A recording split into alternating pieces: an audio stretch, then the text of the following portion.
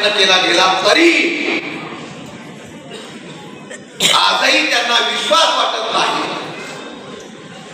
की आपण महाराष्ट्रामध्ये 40 पार जाऊ का. पण अजूनही प्रयत्न चालू आहे. तरुणांचा आक्रोश तिथं पाहिला. 84 वर्षाच्या योद्ध्याला ज्यावेळेला तरुण आम्ही विधान परिषदेमध्ये असतो, आमच्याकडे लोक निवेदन देत असतात. परवाच्या दिवशी मला जिल्ह्यातल्या तरुणांचे फोन येतात. तुम्हाला मी सांगतो, पोलीस भरतीच्या बाबतीमध्ये सचिव आहेत, इतर जे काँग्रेस पक्षाचे पण कार्यकर्ते आणि कैलास कदमचं मला स्वतः बोलणं झालं. संग्रामजींचा काल रात्रीच कॅन्सल झाला होता, असं नाही का नाही आहे. आणि संग्राम पाटीलजी कोपरखान्यामध्ये संजोग वगैरेंसाठी शशिकांत शिंदे आणि सुप्रियाताई सुळे या तिघांसाठी देखील आम्हाला 4-4:30ला भेटणार आहेत. तर असं काय नाही. हां, मात्र एक नक्की आहे की सांगलीच्याबद्दल काँग्रेस पक्षाच्या कार्यकर्ते आणि विशेषतः त्या भागाचे जे नेते आहेत त्यांचा आग्रह आहेत. आणि प्रत्येक पक्षाला मला असं वाटते आपल्या नेतृत्वाकडे आग्रह धरण्याचा तो अधिकार आहे. पण उद्यापर्यंत या सर्व गोष्टीला विराम मिळेल अशातली आम्ही अपेक्षा आहे. अनेक भागांमध्ये किंवा आपण उल्लेख केल्याप्रमाणे इकडे तसं नाही आहे असं मला वाटते. पण आपला जर सुतवाद असेल की असा आहे तर मला वाटत नाही की याच्यात काही फार मोठी गोष्ट आहे. आपण 1-2 दिवसामध्येच सर्व बदल दिसेल. उलटे आमचे दोन्ही शहर प्रमुख इकडे पुण्यातले आज धंगेकरजींबरोबर पूर्ण खांद्याला खांदा लावून आज काम करताना आपल्याला पाहायला मिळत आहे. तर आघाडीमध्ये निश्चितपणे एकजुटीने आम्ही पुढे जाऊ. म्हणजे महाविकास आघाडीचे जे सर्व घटक पक्ष आहेत ते महापौर सचिव वगैरे यांच्या प्रचारासाठी एकजुटीने काम करत आहेत असं म्हणता येईल. हे आता आहे. म्हणजे बघा कसं आहे, ते कोणाच्या इकडे आहेत तिकडे आहेत अशी जी भूमिका ही आहेत. आता नाही, फॉर्म भरायपर्यंत या सर्व एकत्रित करण्याचा आमचा प्रयत्न. उलटा आम्ही प्रचारामध्ये फार पुढाकार घेतलेला आहे, तुम्ही पाहिलं असेल. आणि म्हणून आमची ही प्रचाराची पण देखील सुरुवात झाली आहे फॉर्म भरायच्या अगोदर. म्हणजे मी तर त्यांना आता तेच सांगत होतो की आता या सर्व खर्चाचा पण देखील एक भाग आहे, तोही आपल्याला कोड ऑफ कंडक्टमध्ये आपल्याला बघावं लागणार आहे. आणि म्हणून मूळ जो प्रचार फॉर्म भरल्यानंतर येईल. आणि मला निश्चितपणे आत्मविश्वास आहे. आणि मी स्वतः मॉनिटर करतो आहे की जसं मी बारामतीला जाऊन आलो काल, जसं मी आवाहन केल्याप्रमाणे शिरूरमध्ये पण आहेत, जसं पुण्यामध्ये आमचे सर्व लोक मिळून काम करतात, या जिल्ह्यामध्ये एकजूट राखण्याची जबाबदारी आम्ही सर्वजण मिळून करू आणि ते निश्चितपणे होईल असं मला आत्मविश्वास आहे. देवेंद्र फडणवीस म्हणतात ही निवडणूक जी आहे ते नरेंद्र मोदी वर्सेस राहुल गांधी आहे. आपण वेगवेगळे कॅन्डिडेट देतात. बारामतीचं म्हटलं तर बारामतीचं बोलत असताना असं म्हणताय. कसं आहे की ते एका बाजूला एक वेगळी भूमिका मांडतात, इंदापूरमध्ये वेगळी भूमिका मांडतात, विदर्भमध्ये वेगळी भूमिका मांडतात. त्यांच्या भूमिकेबद्दल कुठेतरी स्पष्टता नाही आहे. जर खऱ्या अर्थाने जर त्यांना मोदींच्या नावाने मतं मिळत आहेत किंवा त्यांना वाटते की ही निवडणूक आहेत, मग त्यांनी राज्यांमध्ये सत्तांतर करण्याची गरज नव्हती. आणि असे एक सोडून 2-2 उपमुख्यमंत्री किंवा एक सोडून अनेक मंत्रिमंडळाचे सहकार्याने 105 आमदारांचा असलेला पक्षाला सत्ताचा फक्त छोटासा भाग आणि बाकी सर्वांना द्या हे त्यांनी करण्याची गरज लागली नसती. तर ही निवडणूक मुळामध्येच महाराष्ट्रामध्ये एका वेगळ्या विचाराने झालेले आहेत. महाराष्ट्रामध्ये ज्या पद्धतीने राजकारण चाललेलं आहे, या राजकारणाला लोक कंटाळलेली आहेत. आणि या मताच्या माध्यमातून हे आपल्याला नजीकच्या काळामध्ये दिसेल. खरं आज पदाधिकारी मेळावा होते, तुम्ही महाविकास आघाडी आहे, त्या पक्षाचे उमेदवार उभे आहेत, परंतु या ठिकाणी काँग्रेसचा पदाधिकारी स्थानिक. मी अगोदरच उत्तर दिलं. प्रदेशचे सचिव इकडे आहेत, कैलास पदाधिकारी स्थानिक पण आलेत ना, कार्यकर्ते आहेत, महिलांचे पण आहेत आणि विद्यार्थीचे पण आहेत. शहर प्रमुख त्यांचा इंटकचा अध्यक्षपदी त्यांची निवड झाल्यामुळे त्यांचा स्वतःचा कार्यक्रम आहे. त्यांचाही आता कदाचित फोन वाजतो, बघतो का कैलासचाच आहे का नाही आहे.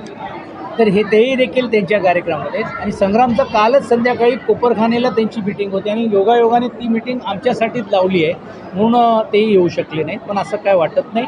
पण जसं मी सांगितल्याप्रमाणे की फॉर्म भरण्याची तारीख ही आता आम्ही 23 तारीख नक्की केलेली आहे, निश्चित केलेली आहे. त्यावेळी ही सर्व मंडळी तुम्हाला दिसते.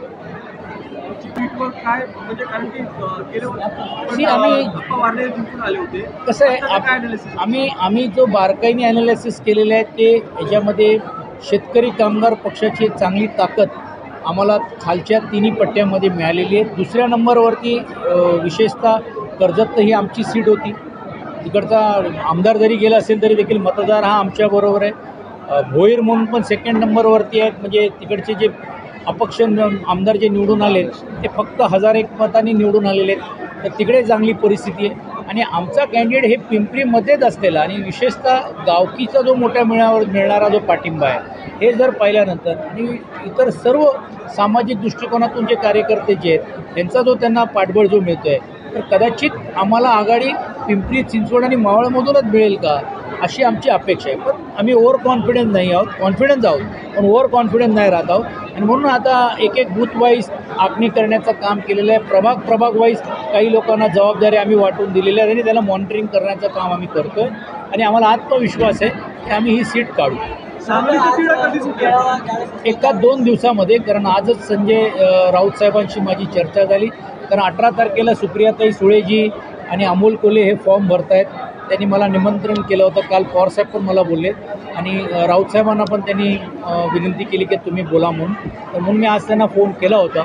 तर उद्या परवापर्यंत मला असं वाटते तिढा नाही आहे. पण जे स्पष्टीकरण किंवा जे आपल्या सर्वांच्या मनामध्ये जो प्रश्नचिन्ह आहे किंबहुना काही कार्यकर्ते आणि काँग्रेसच्या लोकांमध्ये ते उद्या वंचितला महाविकास आघाडीमध्ये घेण्यासाठी अजून काही प्रयत्न होत आहेत का? म्हणजे आज प्रयत्न आहे परंतु काहींना यायचंच नसेल तर मग काय करायचं असा प्रश्न येतो. पण मला असं वाटत नाही की वंचितले पण असलेले जे अनेक नेते मंडळी आहे त्यांना माहिती आहे की आता ही निवडणूक ही फक्त सीटापुरता राहिली नाही आहे. ही निवडणूक लोकशाही आणि विशेषतः परमपूज्य भारतरत्न डॉक्टर बाबासाहेब आंबेडकरांनी दिलेल्या घटना वाचवण्यासाठी आहे. आणि म्हणून मला असा आत्मविश्वास आहे की काही ना काही तरुण त्याच्यातून मार्ग निघाल.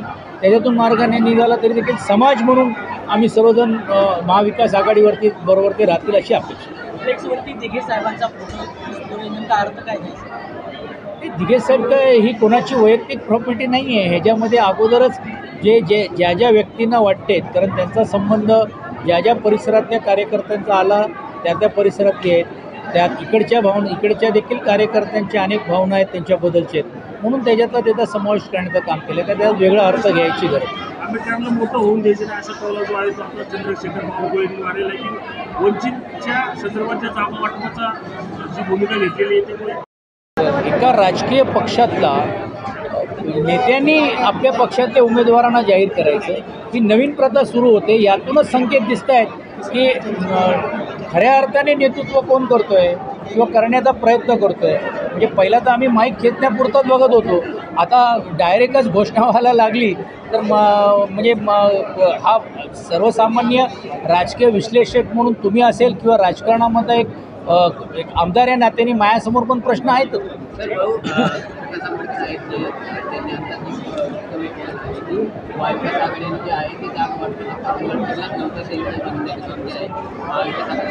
बघा जे त्या घटक पक्षामध्ये जे आहे ते आम्ही बोलण्यापेक्षा सर्वांना माहिती आहे का काय मागणी होती त्यावेळी त्याची जाहीर वाच्यता पण केलेली आहे. आणि अजूनही वेळ गेली नाही आहे फॉर्म भरायच्या जे विड्रॉ करायच्या अगोदर त्यांनी तो विचार करायला पाहिजे. पण समजा जर कोणाच्या अपेक्षा जास्त असतील आणि त्या आघाडीमध्ये एवढे घटक पक्षांना आपल्याला देऊन जर त्याच्यामध्ये करता आलं नाही तर हे दुर्दैवी आहे. नाही त्यांची मागणी काय आहे की आम्हाला ज्या जागा पाहिजेत त्या जागा ज्या आहे ते महाविकास आघाडी देत नाही असं त्यांचा थेट आरोप आहे. बघा पहिला त्यांनी सांगितलं का तुमचे जे पडणारे जागा आहेत ते आम्हाला द्या. त्याच्यानंतर आता तुम्ही म्हणतायत की जे जागा आम्हाला पाहिजे ते पाहिजे. मला असं वाटते याच्याबद्दल आम्ही बोलण्यापेक्षा वरिष्ठ स्तरावरती याच्याबद्दलचं ऑलरेडी स्पष्टीकरण झालेलं आहे. वंचितचे सर्व नेते तेवढे महत्त्वाचे आहेत वैचारिक महत्त्वाचे आहेत. त्यांनी या प्रवाहामध्ये यायला पाहिजे. आज पण आम्हाला असं वाटते.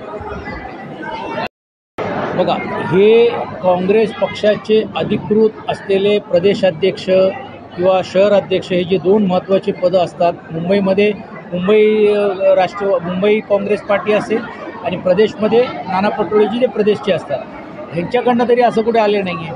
आता प्रत्येक जिल्ह्यांमध्ये आहेत ना. म्हणजे भिवंडीमध्ये पण काही लोकांनी अपेक्षा केली आहे की तिकडे तर राष्ट्रवादीचा कॅन्डिडेट आहे. आमच्या काही लोकांच्या अपेक्षा पण होत्या आणि म्हणून तुम्ही पाहिलं असेल की कोल्हापूरची सीट आम्ही सोडली.